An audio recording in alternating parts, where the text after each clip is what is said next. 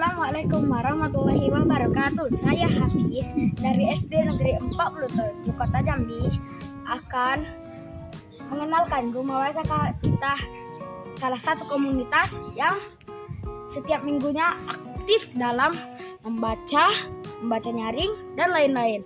Ayo ikuti saya, kita tanya-tanya gurunya. Cus.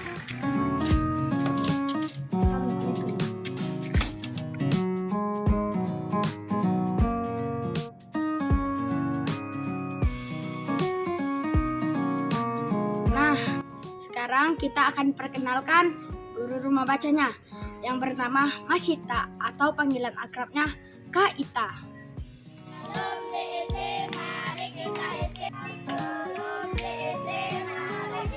Kak Itanya sudah ada di samping kita. Ayo kita ngobrol-ngobrol santai sama Kak Ita. Kak Ita, apa sih rumah baca itu? Oke, rumah baca itu adalah sebuah tempat untuk melatih keterampilan anak-anak yang ada di sekitaran Kelurahan Simpang Pak Sipin ataupun di Kota Jambi. Jadi rumah baca hadir itu di tahun 2018. Anak-anak berkumpul untuk belajar tentang kreativitas, meningkatkan kemampuan berliterasi, lalu mereka melakukan kegiatan bermain seru-seruan bareng. Jadi belajar sambil bermain. Nah, Kak Ita, apa saja sih program unggulannya? Program rumah baca itu ada banyak, tapi kalau yang ditanya adalah program unggulan, jadi yang pertama klub Sains Cilik, di mana anak-anak itu akan melakukan kegiatan eksperimen sains sederhana untuk melatih kemampuan berpikir kritis, melakukan percobaan-percobaan, sehingga nanti mereka itu paham loh, oh ternyata ada ya di alam ini hal-hal yang menarik yang bisa kita pelajari. Yang pertama. Yang kedua, layanan peminjaman dan baca buku gratis. Jadi rumah baca ada koleksi buku yang bisa dipakai sama anak-anak, membaca boleh dipinjam, tapi ingat tetap dikembalikan. Terus ada juga kelas EcoPrint, di mana itu program baru dan sangat hangat di tahun-tahun ini. Jadi anak-anak belajar membuat EcoPrint, terus berkreasi memanfaatkan tumbuhan-tumbuhan penghasil zat warna. Lalu program selanjutnya adalah klinik literasi, di mana nanti rumah baca itu tidak hanya mengedukasi anak-anak, tetapi juga mengedukasi masyarakat, komunitas-komunitas yang ingin melakukan kegiatan literasi di Kota Jambi ataupun di kabupaten provinsi ini. Jadi kami melakukan semacam ngobrol santai atau konsultasi gimana sih cara mendirikan rumah baca atau bagaimana mengembangkan kegiatan literasi. Terus ada juga yang namanya wisata eco-eduliterasi. Kayaknya Apis pernah ya ngikutin kegiatan wisata eco-eduliterasi? Ya, itu kegiatannya di mana kita mengundang anak-anak yang tertarik untuk melakukan kegiatan wisata, berkunjung ke beberapa tempat yang punya nilai edukasi. Mereka berkunjung, ngobrol dengan warga setempat atau perusahaan ataupun pelaku usaha. Kemudian nanti dari ngobrol-ngobrol itu mereka melakukan kegiatan di situ. Tentunya ada kegiatan literasinya, membaca nyaring atau menulis kegiatan selama 1 hari itu. Nanti setelah itu mereka bisa juga mendapatkan wawasan seberapa penting kita untuk lebih peduli terhadap lingkungan. Itu wisata eco-eduliterasi.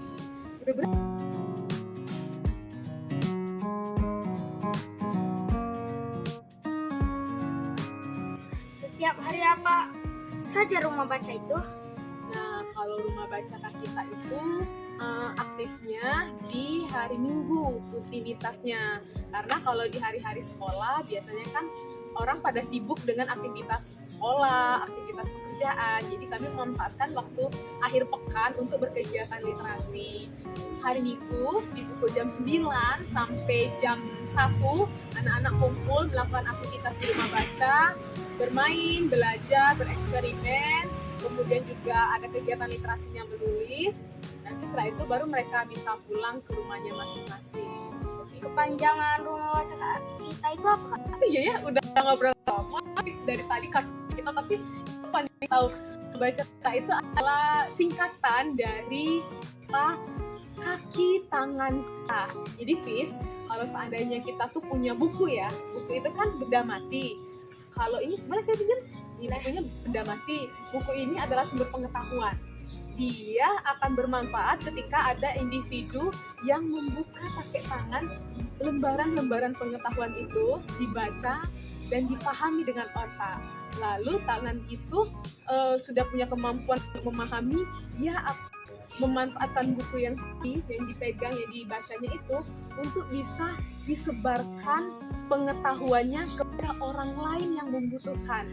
Jadi buku benda mati dibaca, pengetahuan, terus ditransfer lagi pengetahuannya dengan kaki dilangkahkan untuk disebarluaskan supaya nanti pengetahuan itu lebih bermanfaat lagi, sehingga banyak masyarakat yang terbantu, bisa meningkatkan kesejahteraan hidup, begitu. Nah, Kak Ita, jadi kalau rumah baca ini dianya programnya setahun sekali itu uang kasnya berapa, Kak? Oh, jadi karena ini kegiatan sosial, jadi kami pengelola sebenarnya niatnya adalah kami ingin menyebarluaskan kebermanfaatan, bermanfaat remaja. Nah, untuk kegiatan rumah baca memang dengan kita biaya opsional. Alhamdulillah dari pengelolanya sendiri itu bisa mengcovernya.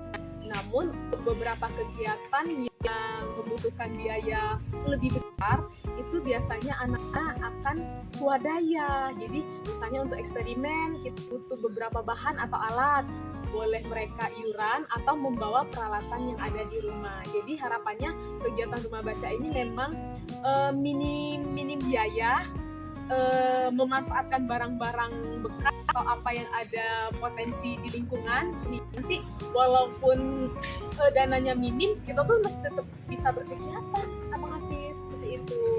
Jadi kalau untuk biaya, pokoknya selagi kita bisa berkreativitas, itu masih bisa diantisipasi atau bisa dicarikan alternatif solusi. Begitu ya, Kak Ita. Jadi kalau anak rumah baca ini cuman memberikan sedikit uang saja untuk rumah baca berprogram gitu, Kak. Jadi mereka patungan iuran untuk beli alat atau bahan gitu. Makasih ya, Kak, sudah mau.